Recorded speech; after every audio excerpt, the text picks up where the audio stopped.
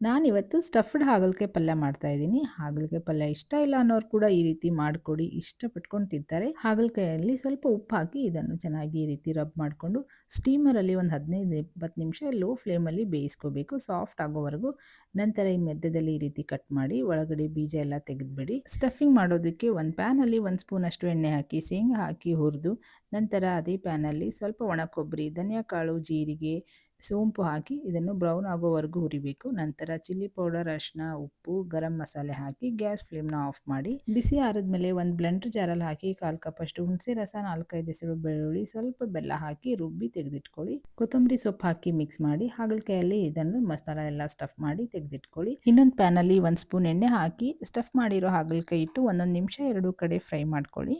ನಂತರ ಉಳಿದಿರೋ ಮಸಾಲೆ ಕೂಡ ಇದಕ್ಕೆ ಹಾಕಿ ಮಿಕ್ಸ್ ಮಾಡಿಕೊಂಡ್ರೆ ಸ್ಟಫ್ಡ್ ಹಾಗಲಕಾಯಿ ಪಲ್ಯ ರೆಡಿ ಆಗುತ್ತೆ. ಚಪಾತಿ, ರೋಟಿಗಂತೂ ಸೂಪರಾಗಿರುತ್ತೆ.